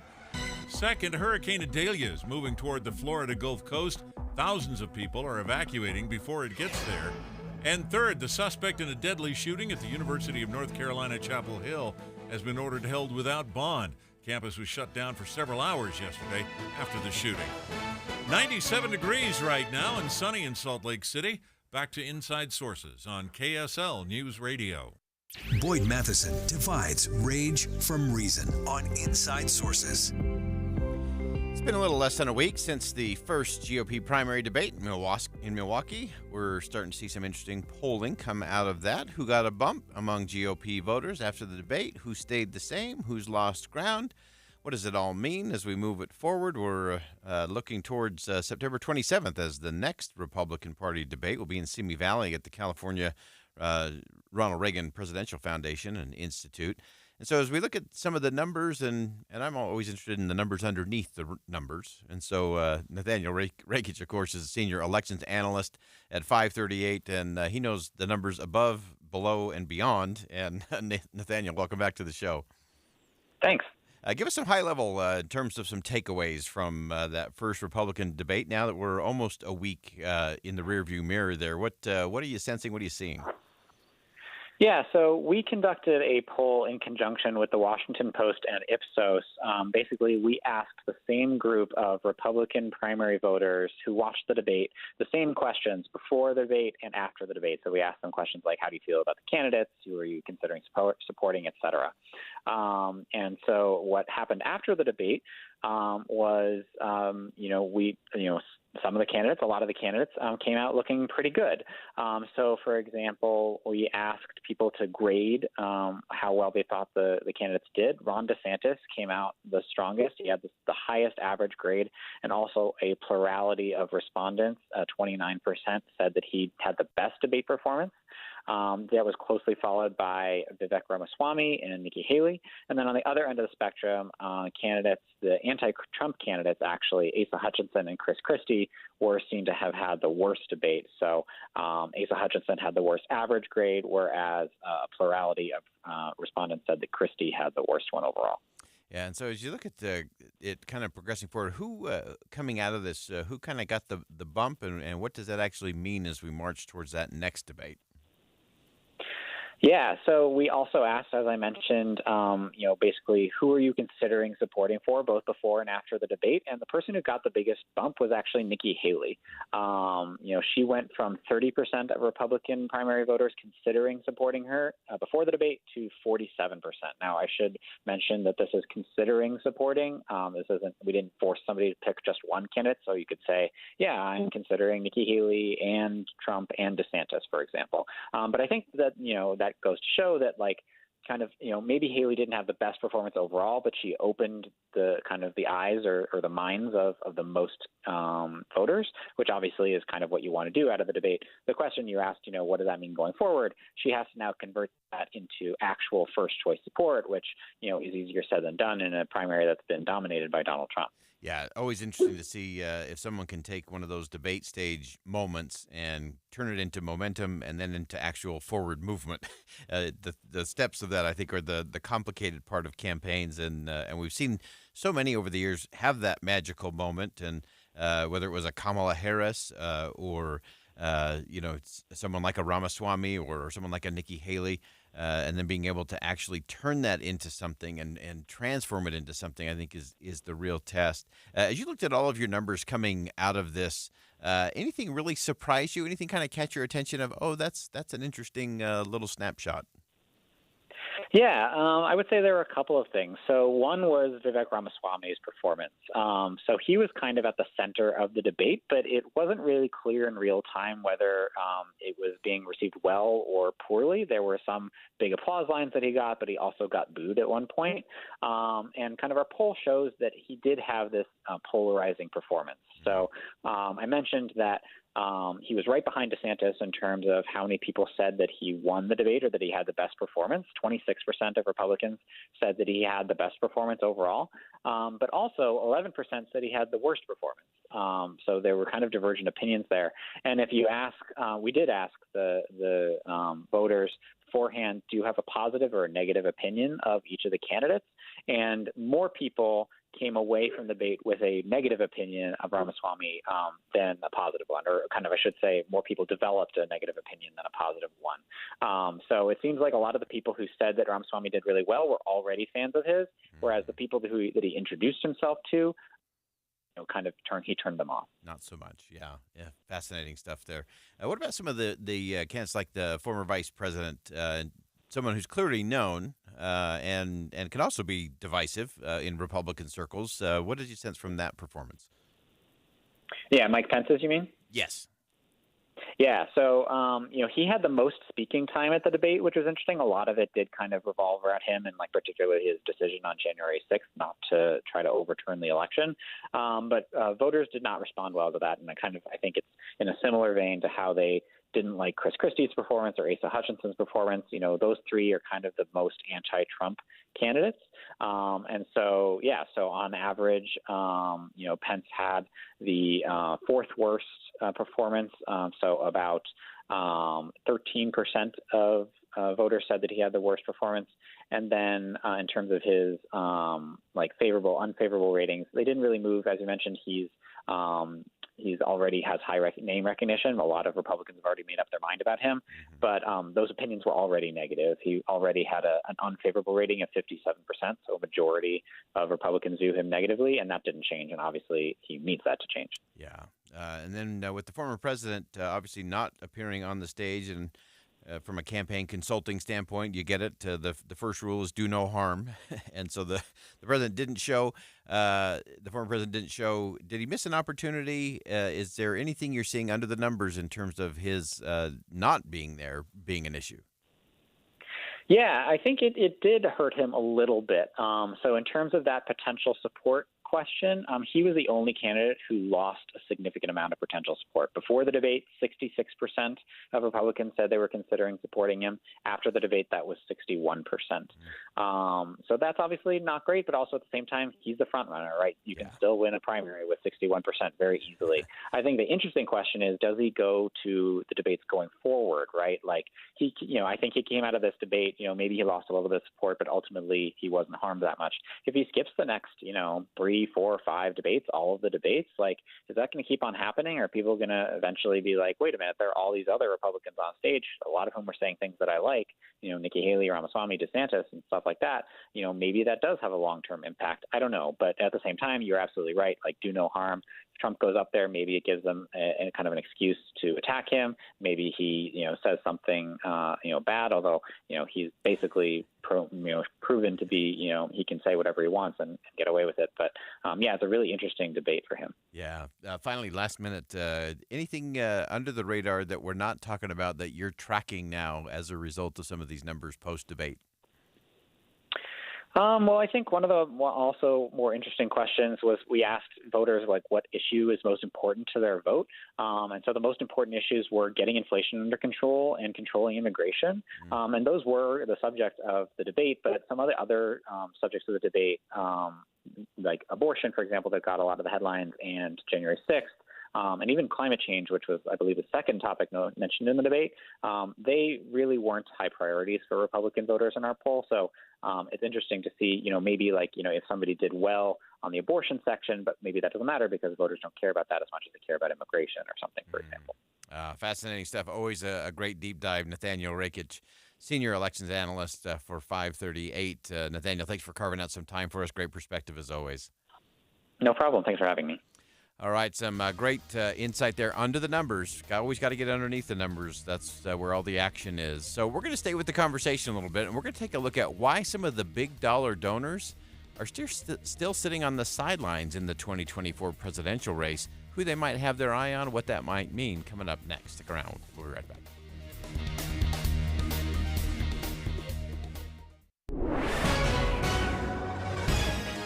It's 2:30 at KSL News Radio. I'm Dan Bomas. KSL's top local story this hour. It's been a struggle for a lot of the businesses along 300 West between 9th and 21st South in Salt Lake City the last couple of years. A major road overhaul project caused serious traffic jams. William, who works at Diggity Dog Resort near 1500 South, says they were losing 5 to 10 canine customers every day. That added another 35 to sometimes almost 50 minutes just to get from 13th to us. The project is wrapped up now, but several businesses are just starting to see some of those lost clients trickle back in through their doors. Our top national story this hour from ABC News. FEMA Administrator Deanne Criswell watching the approach of Hurricane Idalia toward the Florida Gulf Coast, urging people living there to be ready and evacuate if they have to. I know that the people of Florida are no stranger to storms, and I encourage all Floridians to take this storm seriously. This storm is very strong and is expected to strengthen to a major hurricane by the time it makes landfall. Criswell says President Biden has already mobilized emergency resources and signed a disaster declaration for Florida. Your money at this moment, the Dow Jones average closing trading today, 292 points higher. The NASDAQ also higher, 238 points, and the S&P 500 closed up 64 points. And it looks like we're approaching 100 degrees this afternoon. Weather's next. KSL News Time, 2:31. Early mornings can be hard enough, just getting yourself going. We try to make it a little easier with news and weather from comfortable, trusted anchors and reporters. Join us on Utah's Morning News between 5 and 9 on KSL News Radio. Paid for by government.com. Have you heard? Morgan's silver dollars are back for 2023. For the 100th anniversary, the U.S. Mint released the first legal tender Morgans in 100 years. They sold out instantly. Now, Morgan's silver dollars are back in 2023, minted in 99.9% pure silver, but only 275,000 coins were minted, and they will go fast. The entire market and experts agree this is a big deal and an amazing opportunity for both coin and silver buyers. Just call 1-800-859-1518 and you are guaranteed a 2023 brand new uncirculated 99.9% pure silver Morgan dollar. But with limited quantities, you must call now. To learn more, call 1-800-859-1518. Plus, you'll receive a free bonus Patriots pack, new and improved, a $25 value, free with every order. Call 1-800-859-1518 now to secure your new 2023 Morgan Silver Dollars before they are gone. That's 1-800-859-1518. Held over due to popular demand. This is a once-in-a-lifetime opportunity to save 40 to 80% on a hot tub and swim spa. 4 days only, Friday through Monday. Mountain America Expo Center, Sandy. Be advised, this is a once-in-a-lifetime opportunity to save 40 to 80% on a hot tub and swim spa. 4 days only, Friday through Monday. Mountain America Expo Center, Sandy. 18-month interest-free financing. Our factories have demanded we sell 1,000 hot tubs and swim spas this weekend. Mountain America Expo Center, Sandy. Huge factory incentives, factory rebates, this weekend only. Mountain America Expo Center, Sandy. We can remove your old hot tub. Free delivery of your new hot tub. Hot tub starting at $2,999. Mountain America Expo Center, Sandy. Free delivery of your new hot tub. Just relax and enjoy. Mountain America Expo Center, Sandy. Friday noon to 8, Saturday 10 to 8, Sunday 10 to 6, Monday 10 to 6. Free admission, free parking, free delivery. Mountain America Expo Center, Sandy. Call 833-SPA-SALE or visit hottubandSwimSpaSale.com. Traffic and weather together, brought to you by Granite Credit Union's new Dividend Plus checking account. Here's Ricky Meese. We are back to a quiet drive. All of your Valley freeways seeing a light commute, good speeds, no accidents or delays. Your main secondaries are also in good shape. With over 30-plus specialties and multiple locations across Utah, Revere has you covered for all your health needs. Revere Health, your partner in health, your partner for life. Online at reverehealth.com. Ricky Meese in the KSL Traffic Center. KSL weather. South winds have pushed our temperatures up close to records for the day, possibly up to 100 by the time we're done. Tomorrow, temperatures drop back into the 80s, and there's a chance of thunderstorms again on Friday and Saturday. Right now, 97 degrees and sunny skies at KSL News Radio, 102.7 FM, 1160 AM, and KSLNewsRadio.com. Your all-day companion for news. Inside Sources. Inside Sources. America's voice of reason. Boyd Matheson. On Utah's home for elevated conversation. Inside Sources on KSL News Radio. We're going to stay with the conversation. The first GOP debate for the Republican primary is in the rearview mirror about almost a week ago.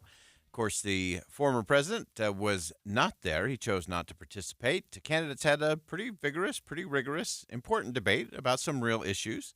Primary voters are starting to pay attention, and, of course, Republican donors are leaning in a little bit. But the big money folks don't seem to be quite ready to open up those wallets and pocketbooks to pour out some campaign cash to a viable alternative. Audrey Fahlberg, of course, is a reporter for The Dispatch, covers Congress and campaigns, and joins us on the program once again. Audrey, welcome back. Thanks for having me, Boyd. You and your colleagues had a great piece in The Dispatch today talking about some of those big dollar donors on the GOP side, that they're still kind of sitting on the sidelines a little bit. Give us a lay of the land. Yeah, thanks for having me on, Boyd. As you mentioned, this debate last week, all eyes, obviously Trump did not participate, so all eyes were on the other 8 candidates on stage, some of whom had a pretty good night. Nikki Haley had a good night. Tim Scott, was a little bit invisible on stage. DeSantis had a passing grade. But overall, I think the general kind of understanding among, audience viewers and a lot of the RNC members who were there was that there was nobody who really kind of emerged as the winner of the debate. And I think that this is a problem for DeSantis and other candidates who are really trying to establish themselves as the, single person who can take on Trump, who, of course, is double digits ahead of everybody else in the race. In national polls and in early states, even like Iowa, I think there was a recent NBC poll that had Trump up 23 points over, the next person, DeSantis, in that poll. So, generally speaking, a lot of these Republican donors kind of don't know where to put their cash, and some of them are still really hopeful that Glenn Youngkin, who is very focused on his off-year state legislative races this fall, if he ends up winning those down-ballot races and flipping the Democrat-controlled Senate in his favor, he could come off that election and kind of launch a white knight bid for president. So there are definitely some RNC members who talked about that a lot. at the summer meeting in Milwaukee that coincided with the debate, and they spoke to us about that. But yeah, it's interesting to see how people are really still hoping that he'll run. So let's dig into that just a little bit, because I always find this really fascinating. When it's kind of like when you're a football team and you say you have two quarterbacks, it means you really don't have a quarterback, and you just end up with a lot of controversy. And the fact that these big donors are saying, well, maybe Glenn Youngkin jumps in and he's the white knight, but if they hold their money, they're almost assuring that no one else will emerge, because the things that the campaign need are time and resources, and both of those are either non-existent or ticking away rapidly. So does that become kind of a self-fulfilling prophecy of, we're going to have to go draft a Glenn Youngkin or somebody like that to step in because of those that are still in the battle, no one's really emerging? Absolutely. And I think at this point it's still unlikely that somebody like Glenn Youngkin will launch after November 7th. I mean, he definitely will not launch or announce anything before then. He's laser focused on, those state legislative elections, right? But yeah, I mean, if you look at somebody like DeSantis, his super PAC, Never Back Down, still has quite a bit of cash. But his campaign has been kind of floundering over the summer. They've been trying to figure out how to really make sure that they have a clear and compelling message that's resonating with voters. And as his polling was at near parity with Trump back in January. It took him a really long time to announce DeSantis. I think it was the end of May. But 3 months later, it's still not really resonating, and his polling numbers have not picked up. And there are a couple other folks who are, taking up in the polls. I mean, Vivek Ramaswamy he definitely captured quite a bit of attention on stage, traded a lot of barbs with Chris Christie, Mike Pence, and Nikki Haley on the debate stage. So his poll numbers are going to probably go up. Not sure how long that'll last, but right now, I mean, the race for second place is still very much going on, and there's no one who's kind of emerged as this sole person who can take on Trump. Yeah, let's take into Nikki Haley for just a minute. She obviously had a good night on some specific issues, whether it was the abortion issue, whether it was calling out to not just Democrats but Republicans on spending. I thought was a really good moment. Of course, the international foreign affairs things as a strong suit. The thing that has been baffling to me with Nikki Haley is each of those independently are really strong pieces, but she doesn't seem to have a cohesive story or message or reason behind her campaign. And it seems to me that seems to be the missing ingredient in order to get anybody to say, oh, yeah, she's really someone who could take on the former president. Yeah, I think that's absolutely right. She did have a really interesting answer on abortion where in general, I think that was a fascinating moment on stage when candidates were asked about abortion, and Mike Pence and Nikki Haley kind of went after each other. Mike Pence is strongly in favor of a 15-week federal ban, and Nikki Haley kind of claps back and says, "Look, maybe some voters support this, but that's going to be really difficult to pass in the Senate." But I think that that's an interesting point that you bring up, and I actually talked to a DeSantis surrogate, Pete Snyder. He made a bunch of calls on DeSantis's behalf in the day after the debate, and he brought up this point. He said, I asked him, are a lot of prospective donors to DeSantis mentioning other candidates like Nikki Haley after her good night? And he said, a lot of people mention Nikki Haley, but for me, quote, I just don't know where she's going to go. He said, quote, I don't know what she's selling, like what voter she's going for, and I don't know where the path to the nomination is for her. So I think a lot of voters and other folks in the political arena are kind of wondering that too. But then you ask, what exactly is DeSantis selling, right? Yeah. I mean, his answer on abortion and, foreign policy, he kind of dodged a lot of questions on stage. And it's just tough for a lot of these second-tier candidates to kind of try and peel off voters from Trump, but also really reach persuadable voters. And so I think threading that needle has been difficult for a lot of these folks. Yeah, that threading of the needle is a tricky one, and I agree. DeSantis has just not taken. He kind of had his moment, and he had a lot of cash to burn, and he burned a lot of it. Nikki Haley, I think, has a moment, but can she translate that into momentum and a movement is a big question. And, of course, you need time and money for both of those, so that comes back to the initial question. Anyone else on the stage that you say, okay, well, they at least bought themselves a little time and maybe a little bump in some dollars, not the big money donors, of course, but enough to really position them for the next debate coming up on the 27th of September? Yeah, I think that Ramaswamy had a good night in the sense that he captured quite a bit of attention. As I mentioned, he got in some fights on stage with Nikki Haley, Chris Christie, and Mike Pence. It was Haley who I think her line was, "You have no foreign policy experience," and it shows. But we're in this weird moment for the GOP where Republican voters, especially with respect to U.S. financial support for Ukraine, that's waning a little bit. But Republican voters aren't completely isolationist either. And I think Ramaswamy has just kind of made this calculation that Republican voters really are super isolationist. And I think it'll be interesting to see, where that gets him. I think he'll probably have a pretty temporary increase in the polls. He's had a lot of policy flip-flops in general on a bunch of things, and has had kind of a really muddled answer about, Pence's role on January 6th and whether he did the right thing. He's been able to answer simple questions like that and say yes or no, but just kind of go into a long diatribe that doesn't really let voters know what he actually thinks about things. But he's a very dynamic speaker. When I spoke to RNC members both before and after the debate, they were very interested in his candidacy. So he definitely stuck out to me. And I think, as you can see from the headlines, he's gotten quite a bit of attention after the debate. Yeah, we'll see how long it lasts. Yeah, and that attention is always so interesting. I think he has some of those answers that are just crisp and right on and seem to reflect where Republican voters seem to be, or things they've been yelling at their television set or at the radio.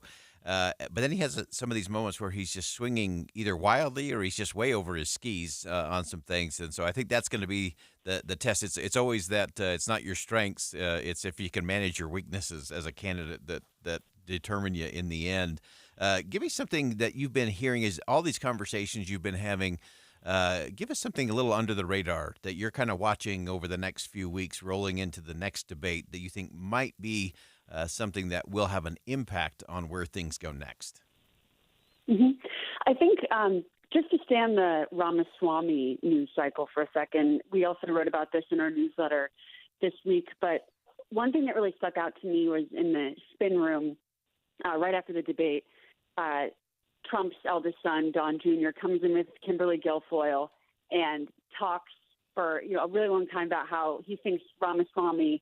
He says Trump did the best in the debate, or was the winner because he wasn't there, and of course he's firing away, the front runner in the polls. But he thinks that Ramaswamy did the best in the debate, and then of course took as many opportunities as possible to hit DeSantis. Kari Lake, I also ran into her in the airport. She's the failed 2022 Republican gubernatorial candidate last cycle, who also really elevated Ramaswamy in her conversation to me, which shows to me that these people do not actually believe that Ramaswamy is a serious candidate. I think a lot of them don't think that Ramaswamy is actually seriously running for president, and they think that they should probably convince him to drop out at the last minute, right? They really only see DeSantis as a huge threat at this point, I think, and they're going to keep on hammering that over the next few weeks for sure. Great perspective as always. Audrey Fahlberg, reporter for The Dispatch, covering Congress and campaigns. And The Dispatch is a place you want to go to get your news. It's part of the day. It gives you the right perspective. It's smart. It's incredibly well written, well researched, and gives you the right lay of the land so that you can think for yourself and think again about a whole host of issues. And Audrey, we always appreciate you making time for us on Inside Sources. Thanks for having me. All right, we'll step aside for one last break. Love Audrey's perspective there. A lot to think about as it relates to that campaign. We'll step aside for one last break, come back with some final thoughts on Inside Sources here on KSL News Radio. Stick around. We'll be right back.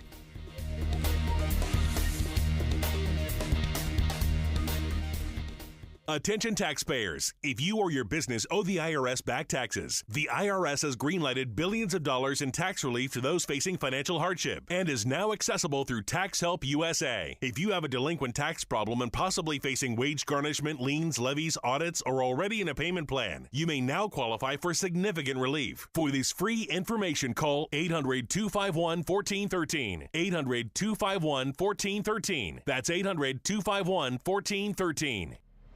Attention smart homeowners. You don't have to fall for flashy promises and companies that don't even prove their work.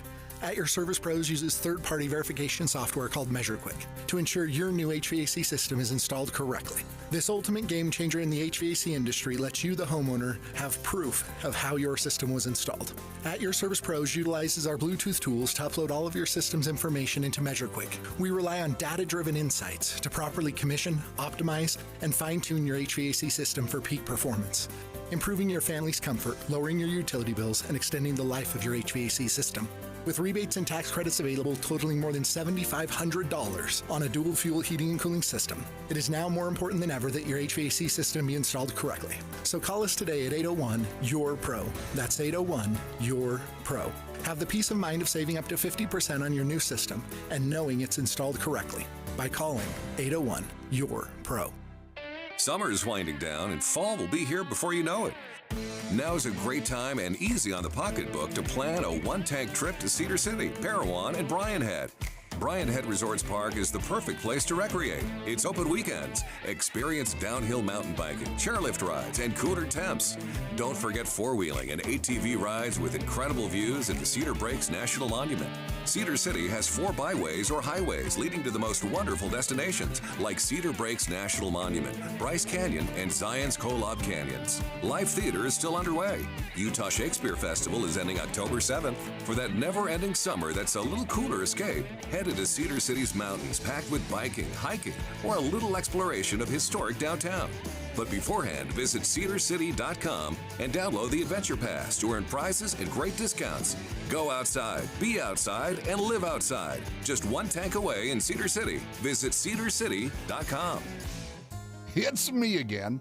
And of course, I'm at the annual Fall Extravaganza at J&J Garden Center in Layton. And what a great time to buy. Right now, all containerized trees, all shrubs, and all perennials are 20% off. You heard me right. J&J's entire inventory of containerized trees, shrubs, and perennials are 20% off their regular price. J&J Garden Center definitely has the best products at the best price and most definitely the best service too. But don't take my word for it. Come experience J&J Garden Center for yourself. Take advantage of their incredible fall tree, shrub, and perennial extravaganza. Take the Layton Parkway exit, Main Street to Gentile, then west 2 miles. You've got to see it to believe it. You really do. Country grown to your home, J&J Garden Center. Warmer weather is here, and Skinny Utah would like to help you shape up for summer by losing 20 pounds in the next 40 days. That's right, 20 pounds in as little as 40 days. That's the Skinny Utah promise. Skinny Utah will customize every plan because no two bodies are alike. Their proven program is 100% natural. There are never any prepackaged meals or shakes to buy, and they never use dangerous drugs or hormones. Skinny Utah will teach you how to eat real food you buy at the store. Take the first step to a healthier new you and schedule your free weight loss strategy session at skinnyutah.com. A $300 value, absolutely free.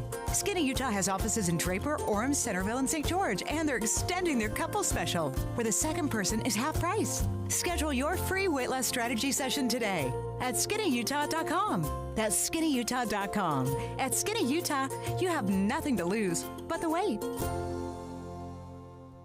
Join Mike Stevens of Capital Wealth Advisors for Retire Right Radio, Saturdays at 5 a.m. and 9 p.m. That's Retire Right Radio with Mike Stevens, Saturdays at 5 a.m. and 9 p.m. You trust us for news and information in your car. Now trust us at home. KSL News Radio is your window to the outside world, keeping you informed on the latest breaking news, weather, traffic, sports, and more. Listen on your Amazon Echo or Google Home device. Just say, Alexa, open KSL News Radio, or listen on the KSL News Radio app. Text the word app to 57500. KSL News Radio, Utah's all-day companion for news. Dave and Dujanovic. I hope our listeners take away lots of information, but also a new way of looking at a topic. Ideas, their thoughts, the things they thought they knew. I hope that gets challenged when they listen to us. I've had listeners stop me at the grocery store and ask me, what is your show about? And I'll tell them our show is anything from politics to your pocketbook. Listen for Dave and Dujanovic 9 to noon on KSL News Radio. With the three things you need to know this hour, I'm Dan Bomas. First, businesses along 300 West are hoping they can recover from 2 years of construction along one of Salt Lake City's busiest streets. Second, parents who suspect their kids are working too many hours have ways to make sure their employers are obeying the law. And third, authorities in Florida urging residents to take Hurricane Idalia seriously as the storm approaches the Gulf Coast. Right now, 97 degrees and sunny in Salt Lake City. Back to Inside Sources on KSL News Radio. Hear elevated conversation on crucial issues. Boyd Matheson on Inside Sources. Welcome back to Inside Sources here on KSL News Radio. It's great to be with you today. I am Boyd Matheson, and as we round out the program, obviously we're talking about a lot of leadership issues here at home and around the world that are impacting all of us. And leadership is just such a topic that we come back to because we see good examples and bad examples all the time. And it gives us a lot to think about personally in terms of what we're doing. How am I leading myself? How am I leading my family, my community, at my job, in my role? There's opportunities for us to lead all the time. And as we often say on this show, when the sea is calm and the breeze is light and the sun is out, every boat in the harbor has a great leader, a great captain. But when the storm is up and the winds are howling and the waves are crashing and it's dark and dreary, then you find out if you have a real leader and a real captain on your ship. And right now we have all kinds of things going on in the world, and it requires leadership. And whether it's a hurricane moving its way towards Florida, whether it's dealing with a tragic shooting, racially motivated, tragic moment, or things around the world, they're all things that we have to watch for and look at from a leadership standpoint. Now, before we jump into some of the analysis in terms of that leadership, we've got some breaking news here at KSL News Radio. Becky Bruce joins us in studio. Becky, what do we know? We have a brand new E. coli outbreak, this one in Cache County now. It's the Bear River Health Department telling us there are at least 6 confirmed cases so far, and we do not know the source. So let me say that again for you. Another E. coli outbreak. We already have one in Lehigh with 12 victims so far, possibly more coming. And now we're hearing that there's an outbreak in Cache County involving the Bear River Health Department with at least 6 people sick so far, and no word yet on where that E. coli is coming from. So it's important for people to know, in the meantime, since we don't know the source, you should wash your hands thoroughly with soap and water before you prepare and consume food. Cook meat thoroughly to make sure that you're addressing any harmful bacteria, and avoid consuming raw milk and undercooked meat. Becky Bruce, breaking for us. Stay tuned to KSL News Radio all afternoon. Jeff Kaplan, of course, will pick that up at the top of the hour. We'll give you update with information, resources, things that we need to be looking to as it relates to that E. coli outbreak. And this is one more example. Leadership. And the first rule of leadership in a crisis is communication. And so often what you see leaders do in a crisis is hunker down, do nothing, say nothing, as they kind of wring their hands, weigh all the options. But what you have to do is you got to lean into it, and you have to have empathy. You got to have clarity. You got to have some accountability in terms of what's going on, and you have to have a call to action and what to do next. That's the whole key to it all. And it doesn't matter whether it's E. coli or a tropical storm or authoritarian in a foreign country. Dealing with all of those things requires the same kind of leadership approach. Now, earlier this year, we had Lisa Gable on the program. She's an award-winning Wall Street Journal and USA Today author.